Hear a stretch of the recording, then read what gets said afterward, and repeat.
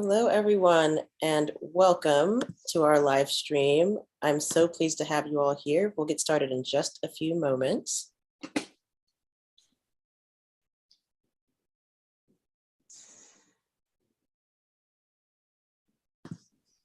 I see we've already got some viewers in the live stream. Welcome.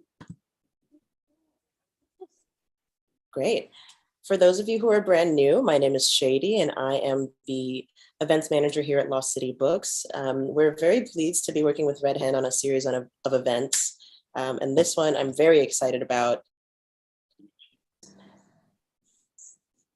Oh, I'm having microphone trouble, of course. Can you hear me? Yes, great.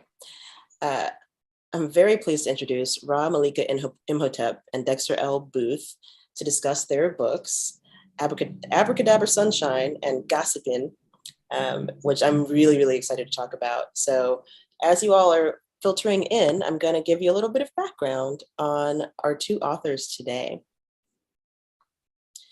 Ra is a Black feminist writer and performance artist from Atlanta, Georgia. As a scholar and cultural worker, Ra is invested in exploring relationships between queer articulations of Black femininity, Southern vernacular culture, and the performance of labor. Ooh, yes, I'm so excited, I'm sorry. As a steward of Black studies and Black feminist thought, Ra dreams, organizes, and facilitates spaces of critical reflection and embodied spiritual political education.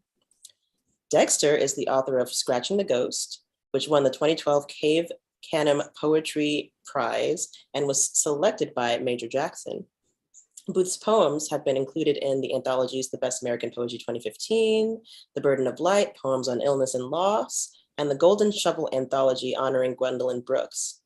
Booth was a finalist for 2016-2017 COG Poetry Award. He was awarded an artist residency at Yaddo in 2017 and another at the MacDowell Colony in 2018. Booth is currently a contributing editor for Waxwing Journal, a PhD candidate at Provost Fellow at the University of Southern California, and a professor in the Ashland University MFA program. And today we're here to discuss Gossypium and Abracadabra Sunshine. So without further ado, I'd like to welcome the both of you. Please let our viewers know a little bit more about you.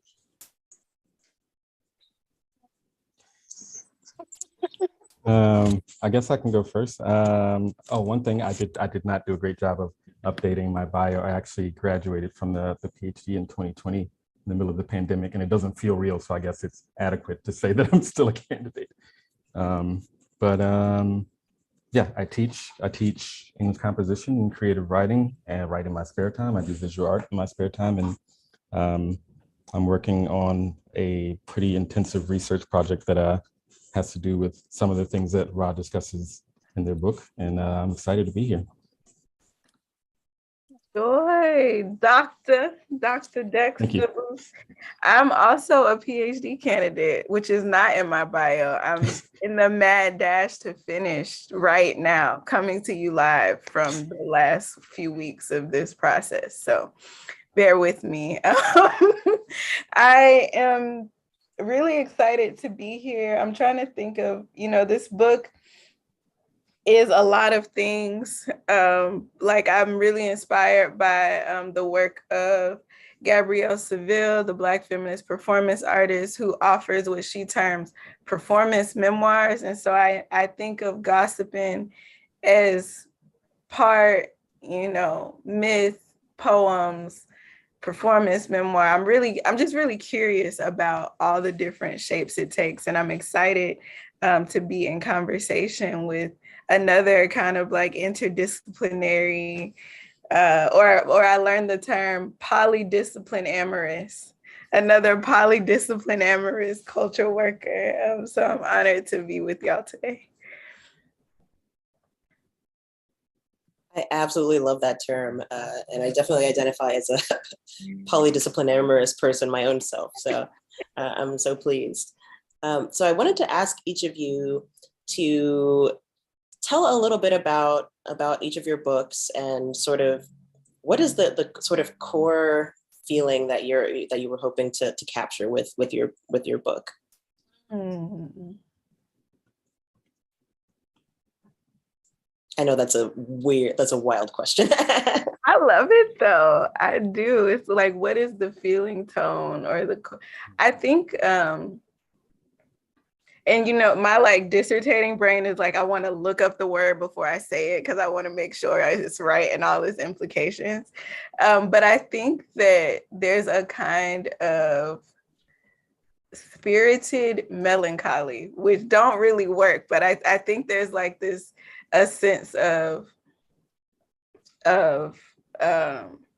stillness and self-interrogation, but there is also a sense of feeling and desire that exceeds that. So my book is a collection of epistolary poems, letters to friends, letters to strangers. And I was, when I wrote my first book, it's with one of my friends calls the Heart Book, which is the book that is about yourself and your struggle. And I was really trying to break out and write on a larger scale about humans at large.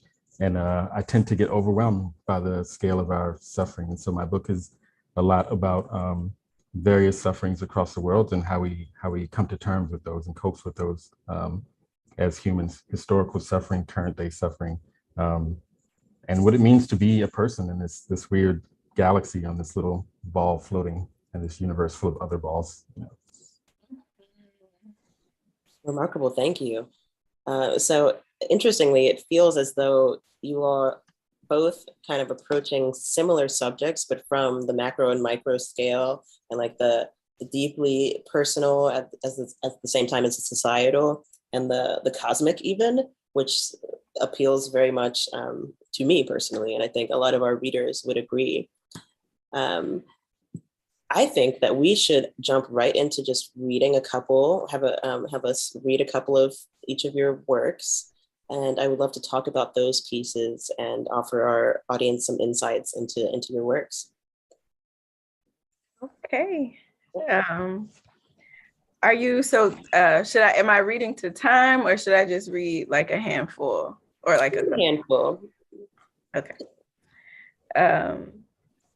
I'll start. This is from Gossypium. And I'll start with the kind of preface poem that offers something in the way of etymology for the book's title. Gossypium Herbaceum, official use. The root bark of this plant was officially recognized in the USP from 1863 to 1916 for its effects on the uterine organs. In the 19th century, the active principle was called gossypiin.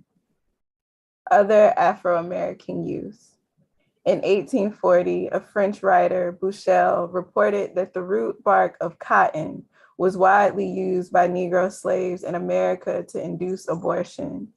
According to John D. Lloyd, the credit for the discovery of its uses as an abortifacient must be given to the Negroes of the South.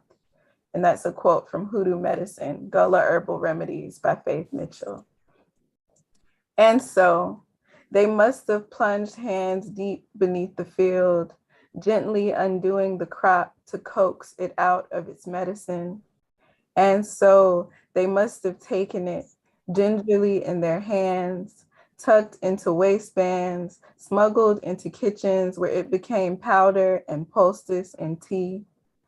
And so they must have made a place for that which was cast out, a plot to catch their waters, tears, spit, blood, and indignation. And so they must have gotten familiar with the inside parts, the space between before and after invasion. And so they must have returned somewhere, dreamt of another place, found themselves on new altars in spaces kin they could only imagine would call home.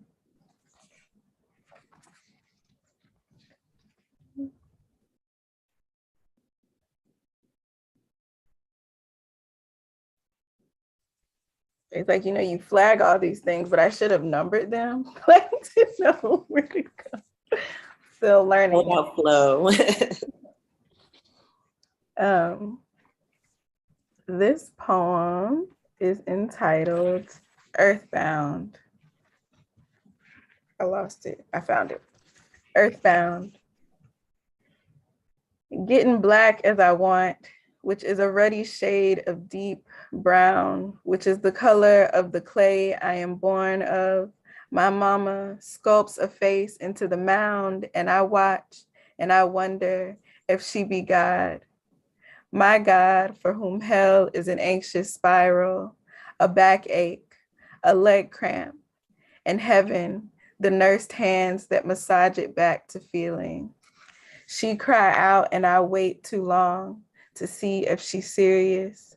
Make my way down stairs to see her hurting, and in this touch, we share something holy, hands pressed into flesh, trying to bring ease. In the return of care, I find myself breathless and awestruck, how it is my hands now, tending the earth-colored body, bringing it life. And I guess one more before I pass to Dexter.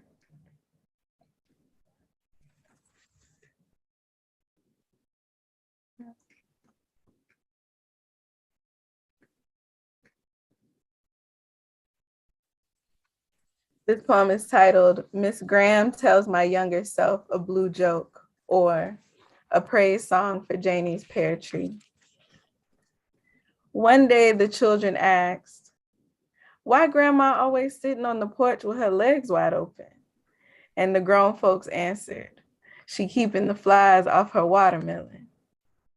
And I can see her clutching her knees in a fit of laughter, her lips curled to smile, her eyes coy in their gentle humor. I laugh before understanding the joke, this funk, the open-legged bait, grandma's body a living thing, its organisms courting other bodies, a sweet lure protecting her fruit. I sit between open legs, other fingers greasing my parts. I inhale deep and don't say nothing. Whole black seeds slip out the side of my mouth, new laughter buzzing about my knees.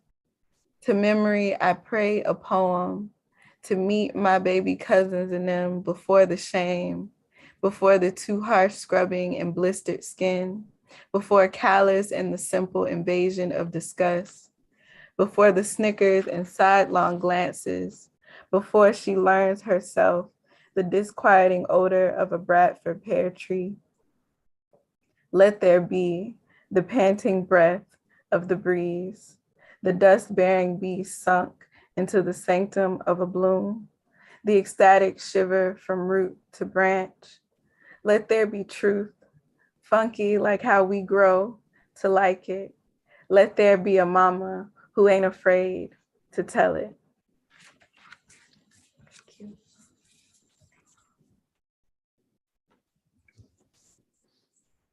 Thank you. I cannot wait to dive into this. Dexter, you are up. Okay. Maybe you want to give me some kind of signal in terms of time. My poems are a little bit longer. I think I'm going to try to read maybe 3, see what I can get to here. I'm going to start with a poem titled Sanctuary. The billboards are set up all over campus, two-sided, floating like islands between metal poles. On one side, cows hang upside down, gutted and bled out.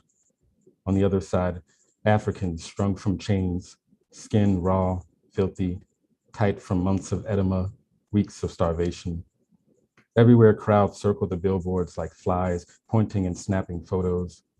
A woman with a megaphone yells, "Save the animals, we can't let this happen again." I think of the Danakil Depression with its 25 miles of salt, the Afar tribe braving the heat for white gold, chiseling their fluoride-softened teeth. Wonder if it's true that no one investigates deaths in Congo. At the Phoenix Zoo, the African lion sits dehydrated with his tongue out. The elephant eats with her back to the crowd. Flamingos are tagged with numbers, stand one-legged and oblivious to that history. The child tries to climb the gate and I whisper, see that one, number 7? That one is named Zimbardo. And the small one huddled in the corner, they call him Somerset. Years ago, in a dream, I was approached by the woman with the megaphone. She simply set down the trash bag she was carrying and walked off into the crowd. I opened the bag with a stick. Inside, the decapitated body of a calf. The guide tells me the lion's roar can be heard from 5 miles away. Now I'm watching a Watusi bull take a piss, wondering if it could be giving birth. There's so much water between us. It leans forward. The guide says Watusi cattle grow horns up to 8 feet across. I tell my sister about Lurch, the Watusi, with a record of largest horns, over 100 pounds each. She doesn't believe me and asks how they got there, how they survived. How did we get here? There was a time when kids your age didn't think white people were real.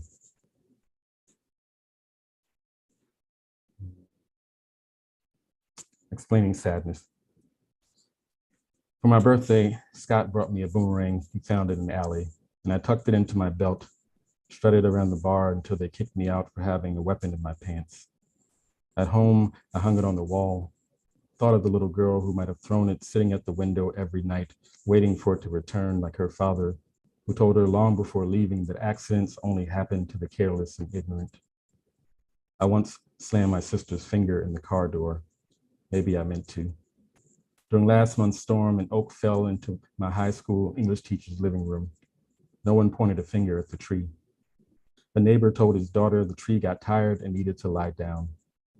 That night, his daughter dreamed of being knocked over and not getting up, of being swallowed into the earth.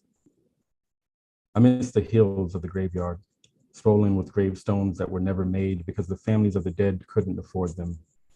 I say this to my mother, and I know there is nothing to do but pace the room until I have caught up with my shadow, and the feedback on the phone is the sound of my first girlfriend singing in the shower. Tonight, I'll take any distraction. I'll listen for any creature that cries because of the sunset, to any drop of water that thinks it is independent enough to leave its mother in search of the river. We make our own canyons if we drag our feet long enough. And if we refuse to move and are impaired by depression, death sneaks up on its 4 spindly legs and rips us from our body like a sheet of notebook paper. Little girl, we know each other only by this chunk of wood, but I still imagine you waking, your hair folded over your shoulders like the wings of bats, crying because you're afraid of the future, its toenails growing beneath your bed. If we ever meet, I'll confess that I've been having the same dream for the last 10 years. A friend falls asleep and has a seizure, chokes on his vomit. His mother holds his hand. That drop of water makes its way to the ocean, leaves its trail on the beaches of Sierra Leone and Kudu, where the rain is good luck, and the amputees walk with their heads down to see the diamonds from the mud. I think I'll do 2 more. This is titled The White Dwarfs for Chris. I want to believe the Aztecs, that once you eat the heart of a dragon, you can understand animal language. I want to believe that Andromeda M31 is just a mirage, like love. Today, someone has been crying in the house across the street. Someone is masturbating just up the road right now. They sound the same to me. We aren't that different from the cicada or the century plant. All we do is die. The sounds we push out into the universe take their time to arrive. Just yesterday, the radio waves we've been shooting out into space since the 50s reached the corner of our solar system. Somewhere, a boy is just beginning puberty, his bones mimicking the slow stretch of the universe. When he speaks in his sleep tonight, he won't notice the small crackling in his voice. A new word grows old. Time slips its hands in our pockets and laughs. It happens again.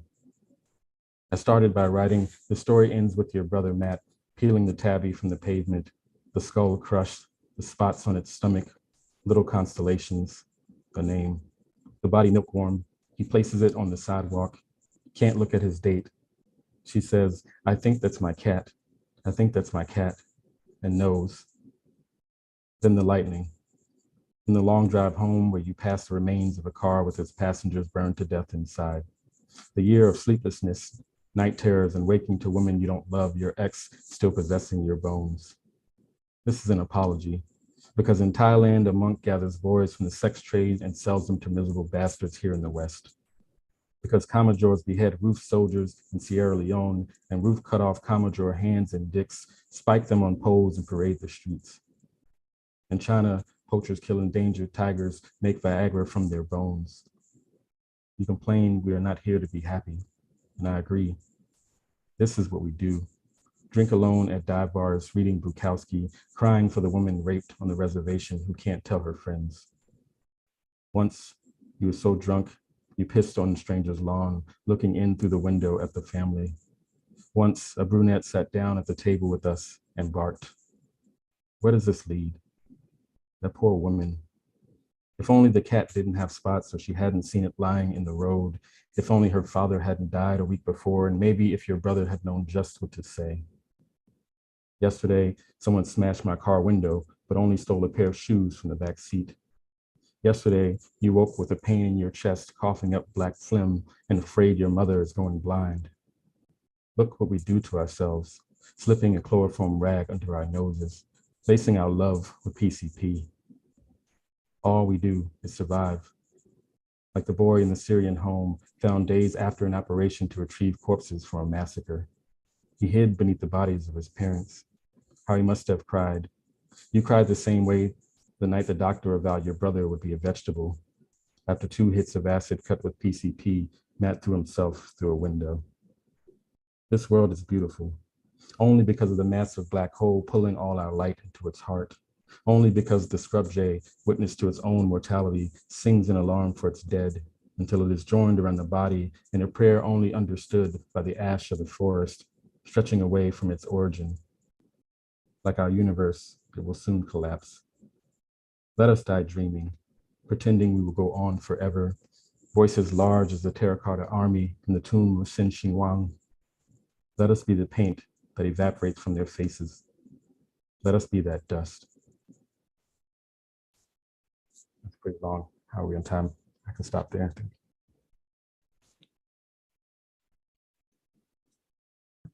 Please continue if you have another. Okay, I know I'm supposed to be reading for Abracadabra Sunshine, but I have one more that is from a project I'm working on now that I would like to read in honor of Patrick Loyola and the other victims of police violence. This one is called Glasses Crow Puts on His White Voice to Say Some Professional Negro Shit. 1. There's a boy who needs to speak, but his mouth is stuffed with a flag. I use both hands and help tug it out. It's longer than you'd expect in real work.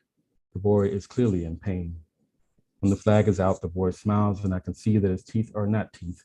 His gums are stuffed with pills. He grinds them to dust.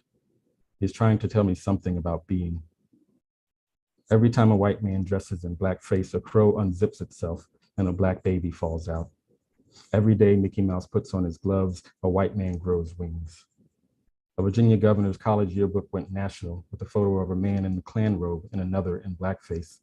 The governor swore it wasn't his after claiming it was. He swore it wasn't because he remembered another time he wore blackface as Michael Jackson. Recap. A white man in power dressed as a black man who looked like a white man and maybe molested white children. Blackface? Whiteface? When questioned about this, my mother says, it doesn't matter. It's about what he does for black people now, not what he did in college. I take a pill every time a black mother cries on the news. I smoke a joint every time another anchor says the cop who killed me will walk away. Every black baby on this boat is named Jim Crow. Scholar W.T. Lamont says that Thomas Rice, the first Jim Crow, was really subversive. That because his retelling of Othello left Desdemona alive and with a Negro offspring. Rice was saying to his white audience what black folk wanted to, but couldn't. He disarmed audiences with his mask. How foolish the Negro Jim Crow looks. But at his heart, he's not a crow or a nigger. This white man can speak and he can jump Jim Crow. Have I lost my words? I have. I am a Black man in an eggshell world. I am a Black man in a world made for pearls. And have I lost my nerve? I have. I am a Black man afraid to love ghosts, afraid of what they carry in their mouths, their jaws full of sharp red grass. And if you look to your left, just near the trees, you see a Black woman leaping from a garret window. She does this every day, forever. Each morning, the white man tells her she's been sold and she and her children are going to Georgia, but she can't say goodbye to her husband because, well, she's a fucking slave and niggers don't get the luxury of farewells. So each night she launches from the window. She cannot die. Spend days in the air, held in the arc of the sky, given nothing. Let's write a version where she floats her Mary Poppins best down the street. In this version, you can sing your children back into your womb, and she does. They crawl out into the sky and pack themselves back into her stomach. There's space for all of them there. Here, all Black women singing can raise the dead. 2. There was a mosque in my throat. A skinhead appears and reads from his manifesto. It is long. As he reads, other white nationalists gather to hear. We are smashed into the boat-turned praise cabin. White bodies pile in through the door, spill over and consume the pews. White bodies spill in through the windows and come up through the floorboards like trolls. There's a mosque in my throat. There are red hats inside of every book in this praise cabin turned church. I know this. The skinhead reads from his manifesto. Long lives the peach-faced god of disillusion. If you wash yourself in the river of darkened blood, if you exfoliate the chambers of your heart in the river of darkened blood, if you purify your race in the river of dark money and piss, you can press into him, become him. I listen to every word, and when he is done, he opens my mouth and says, there's a church in your throat. It's a praise cabin, turned. It doesn't matter. He climbs inside. My heart doesn't break. It bursts. It regenerates. It bursts again. My heart is a forest. It is Black. And in that forest, the trees bear fruit that look like Aunt Jemima statues. Correction. The trees are Aunt Jemima statues. My heart is Black. It is a forest. And in that forest, the trees don't grow. Thank you. Thank you. Thank you so much, both of you. Ooh, my heart is full. Oh my gosh. I would really like to take a second actually to absorb and to think about the poems that you both just read. One of the reasons that I was very excited about this event and very excited to talk to both of you is that in reading your books and engaging with your materials, I noticed that that obviously, you know, Blackness is front and center, and the Black experience is not necessarily cut down to just or cut up, I suppose, to one monolithic truth, which is, I think, something that a lot of Black authors are expected to do, or maybe whether overtly or subtly expected to do. And something that spoke to me in different ways from each of your books is that the Blackness is just there. It's not meant to encompass some grand universal truth, right? It's so very personal. So if you could talk a little bit about what that intimate perspective does for you when you're writing about the sort of deep and personal experience of Blackness in this country specifically, but in the art space as well. I know that's kind of a complicated question, but I'll just speak a little bit on how that truth kind of manifests in your work a little bit, and what it means to you, if you have thoughts on that.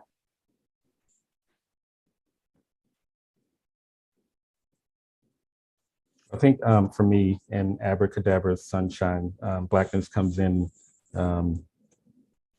as a means to discuss, I think, poverty. And I mean that like poverty economic poverty, but also emotional kind of poverty as well, that occurs in the Black community. And I think of myself specifically as a Black man who suffered from mental health, and how growing up in the Black community is not a thing that you discuss, right? And so a lot of the poems in the book, sometimes subtly, sometimes more explicitly, deal with trauma and trying to find your way through trauma and what that means in the world that we live in.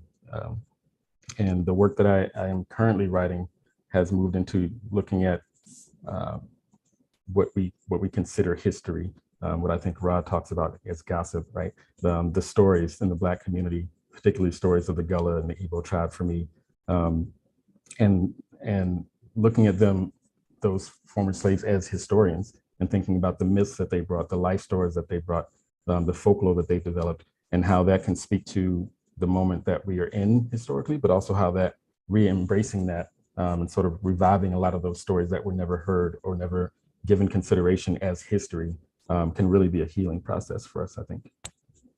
Yes, yes. You know, you singing my song. That's where I enter. I think of this Sun Ra song, the mystery, Mr. Ra, something like that. And he says, like, I'm not a part of history. I belong to the splendor of the myth.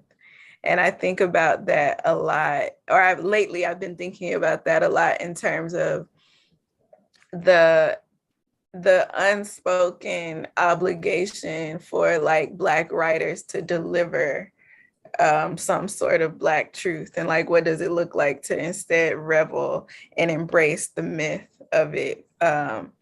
I just feel really drawn, and that quote is working on me right now, especially as like this is my first book, and thinking about like, and I don't feel obligated to maintain any cohesive sense of myself as a writer, but just like, what does it mean to enter into this world of like published poetry in this particular way, with this particular very kind of intimate and interior perspective. And I also think about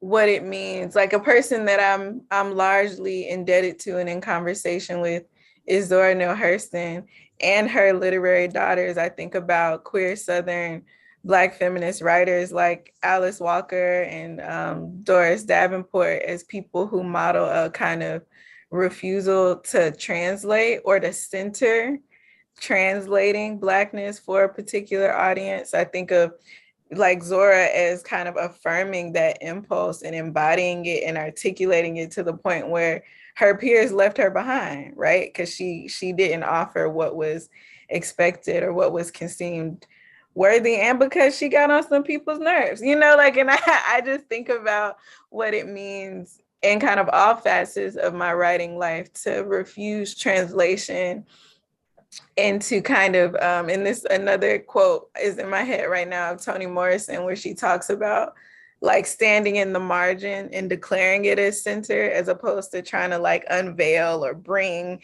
the people on the margins into the center, but no, just to really kind of make my nest in the margins or on the bottom and sit there and let whatever interest, inquiry, or desires there are, or wisdom there are out there come to me in that location. And that location is Black for me always. That was a spectacular answer. And it made me think a lot about what you just said about not translating, and what you said about sort of making a home in the mysticism, to paraphrase.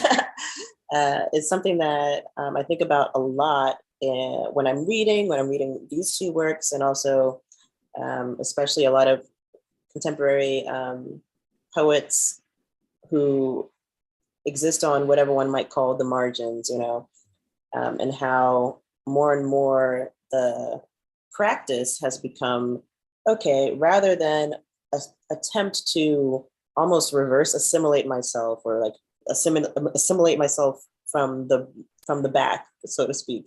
I'm going to just put this out there the way that it should be, the way that it makes the most sense and is living in its most truth. And you know, the ones who get it, the ones who don't, right?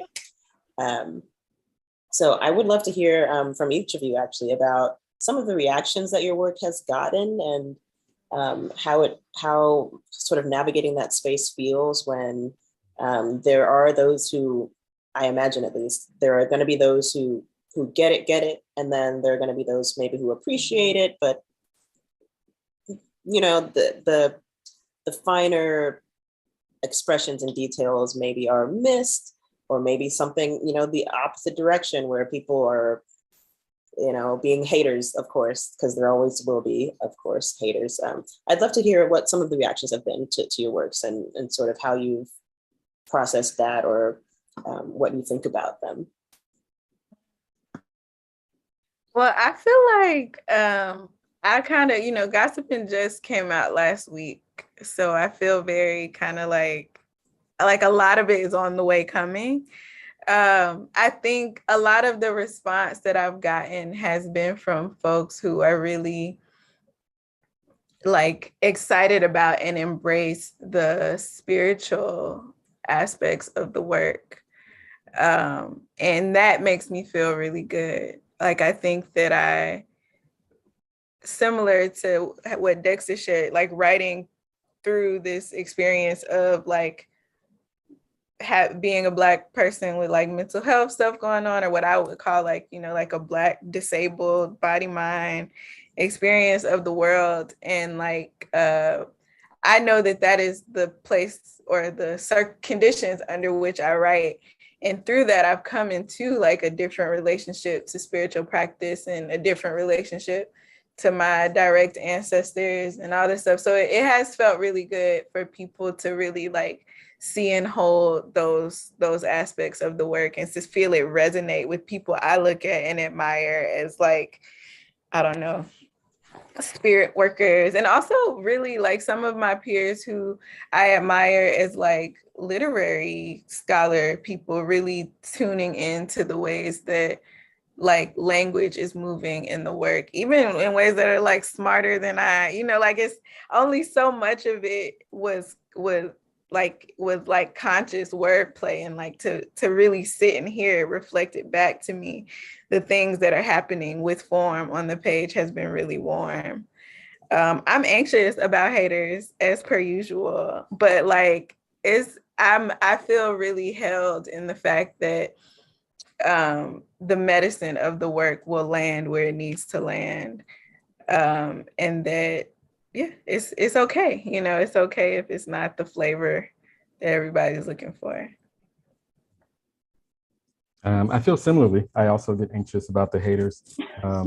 I don't know what people's reactions have been to Abracadabra Sunshine, because it came out in the middle of the pandemic, and I've been teaching and trying to keep myself together like everyone else. So I haven't looked or checked, but I have been told by people in the past that my work is they feel is depressing or overwhelming, which is something I find interesting, because one time someone actually told me, you need to write happy poems, and I said, but what is a happy poem? And they couldn't give me an answer. And I kind of am okay with that, because I feel like the work that I am doing looks into the darkness in a way that I think not everyone is willing to. And I think that there's something useful and healing about being able to do that. And I try not to make it an obsessive. I try not to make it, like tragedy porn or anything like that. But I hope that I am bringing back some healing or some lessons about our experiences as people on this planet by taking that look into the dark. And so it doesn't really bother me too much. I typically don't think about audience responses as I'm writing or publishing things, because if I begin to think about that, then I can't write anything, because there's always going to be someone who doesn't like it or who doesn't understand it. And so like Ra, I have this belief that the work will find the people who it's meant to find. That makes a lot of sense. And it's interesting to me to hear that someone was telling you to write happy poems, because so I'm a musician. I'm not really a poet, but I'm a lyricist and I write music.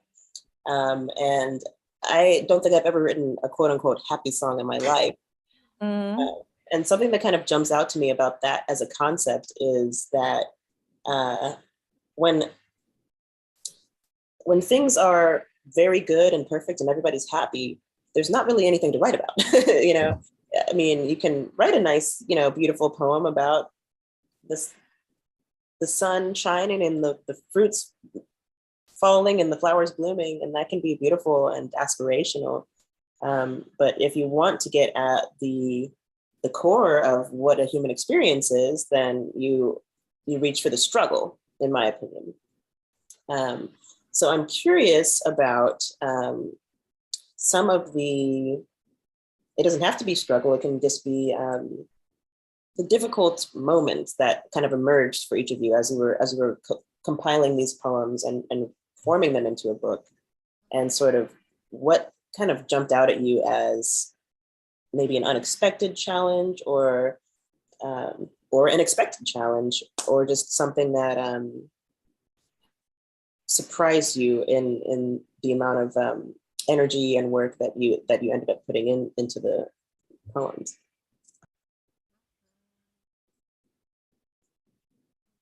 I wanted, yeah, well, I'm thinking about just like where y'all are riffing, and I wanted to say that I've thought about, on this note about depressing poetry, I've thought about what it means that I think this like Gossypium is like a quieter book, and it like acts on the body in a particular way. And I, even as I was listening to you, Dexter, I think there's a way that maybe something we're both rubbing up against in the like reader's experience of our work. Like we're writing works that invite people into kind of this like deep and dark register of feeling. And I think that, and with poetry and fiction, I feel like there is like a way that not everybody is along for that ride. Some people want to read things that like stimulate them in really exciting ways, or really like sexy, sensual ways, or that they can just read passively. But I think that invitation to sit with suffering is something that a lot of folks generally in our society refuse. So yeah, that just came up for me as y'all were talking. And I think as far as my particular struggles as producing this book, like a big part of Gossypium is an act or practice of disclosure around sexual trauma, both that experienced by the narrators, many of them also intergenerationally, me, like, and I think that as I was compiling the manuscript, I was conscious that I was pulling together or pulling from these moments of life where I was confronting these histories that were in my body. But I remember putting together the manuscript and being like, why do I feel so sick right now? Like, what's happening? Because I'm thinking at this point, I'm just like moving poems, but I'm actually re-entering this place in this tenderness, and kind of continually kind of going back to it to knit it together. And I think it was certainly a part of my healing process, this work. And I'm really grateful for it. But I definitely think I kind of jostled between like a real self-conscious kind of like using poetry to process something, to like doing the work of poetry, and then being reminded that it was part of this larger healing process. And then there's another layer of just kind of like the ways that writing, in this case for me, has like created space to like have conversations with family that I might not have had otherwise, and really think about what it means to me that, you know, this work calls the names and venerates the names of many of my direct ancestors, but it's not a family history project. I'm not presenting their names or these stories in an attempt to like convey a truth or a history of their lives, but just like what these stories, how these stories have landed with me, and what sense I make of them, how I have to mash it up to live alongside it. And I think that has been another, it doesn't feel quite like a struggle, but it has definitely been like a tender and maybe tension point throughout this process.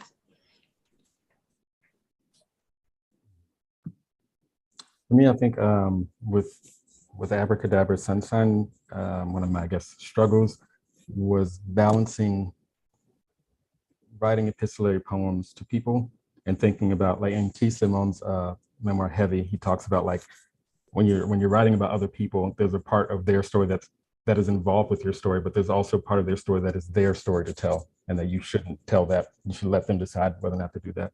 And so balancing that angle as a poet, thinking about what's important to the poem versus what's important to the people who I'm writing to, making sure that they are protected, making sure that I'm protected in this sort of sharing that we're doing by publishing books, I think it was an important thing for me to think about.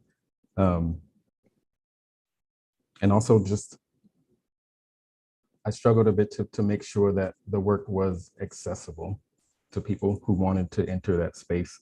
And also I struggled a bit to have fun with it because they are heavy topics. And so for me, I started making games. And so throughout the book, there's different references to different mythology and different stories that are very much planted, but not things that a reader has to know or has to stop reading the poem and go, I need to find this out, but it's there if you want to dig. And so trying to play with making things fun and having references and keeping it engaging in a way that is also accessible to those people who want to gain those lessons from the poems.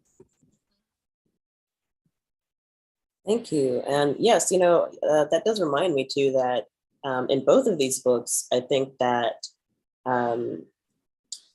mythology and mysticism are approached in different ways. And I personally am deeply interested, especially in, my family is from Ghana. And so we have all of the traditional mysticism and spirituality from there.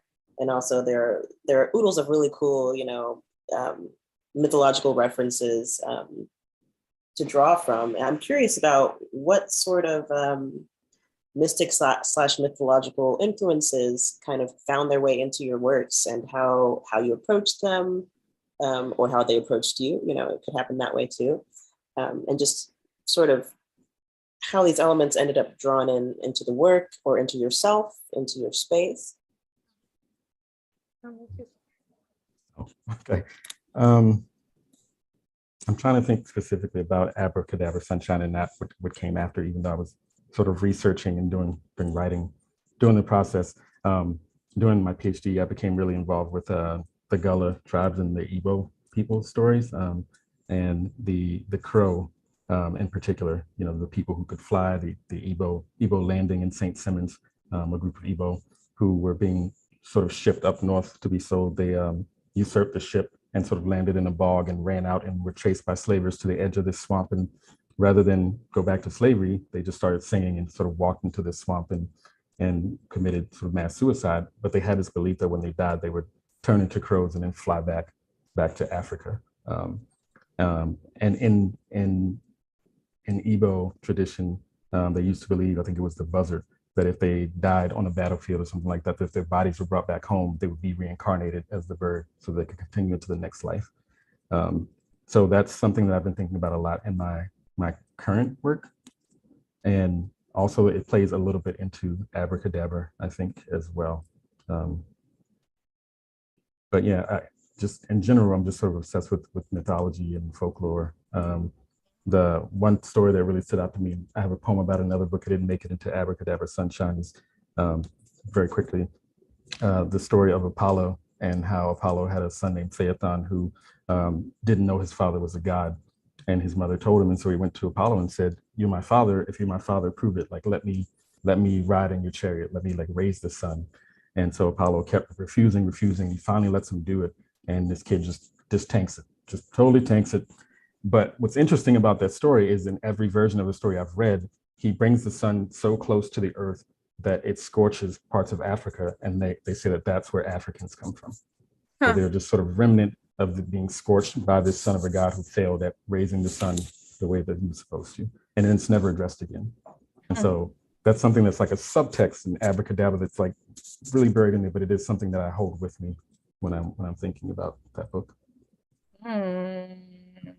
Wow, I got some reading to do, and I'm very excited about what you're working on now and future conversations, because I feel a lot of like synchronicity. you ended with the note of kind of like the kind of buried and subtext mythologies. And I think that for Gossypium, there's definitely a fixation around like the figure of the trickster, which has like mythos in several directions. Like, and like I'm a storyteller's child. So like I grew up with the stories of Anansi the spider, the stories of Brer Rabbit, the stories of many different kind of figurations of sneaky, sly Black beings that exceed and trick and confound oppressive forces, or somehow deliver wisdom through this tangle of adventure and misadventure. And I think that the work of Gossypium is really to embody, and this happens through a character in the volume named Lil Cotton Flower, who embodies this trickster ethos. And kind of something that I've been thinking about in my doctoral work is the ways that the figure of the tar baby, which comes from this Brer Rabbit story, and in the story Brer Rabbit and the Marvelous Tar Baby, the kind of trickster, cool, sly rabbit is going on about his business. Unbeknownst to him, Brer Fox and Brer Bear are ready to get him. They're like, I'm done with this rabbit. I'm about to catch him. And so they set this figure made of turpentine and tar out alongside the road. And Brer Rabbit encounters this figure and addresses the figure, and really is like, in my reading, like hollering at it, like, hey, what you doing? What's going on? And when she does not respond, or when they do not respond, Brer Rabbit gets incensed and starts to attack the figure and gets stuck up on it. And that is how he is captured by Brer Fox. And in the story, as it's told by Joel Chandler Harris, who is the white male writer from Eatonton, Georgia, who published and adapted this plantation lore, the focus is on the ways that Brer Rabbit tricks his captor to let him go. He's like pretending like the last place he wants to go is the briar patch, and that's ultimately where he belongs. And I'm really interested in what it might look like to kind of linger with the figure of the tar baby, this kind of like sticky, silent, presumed passive being, who in the volume, there's like a retelling of this folktale from the perspective of the tar baby.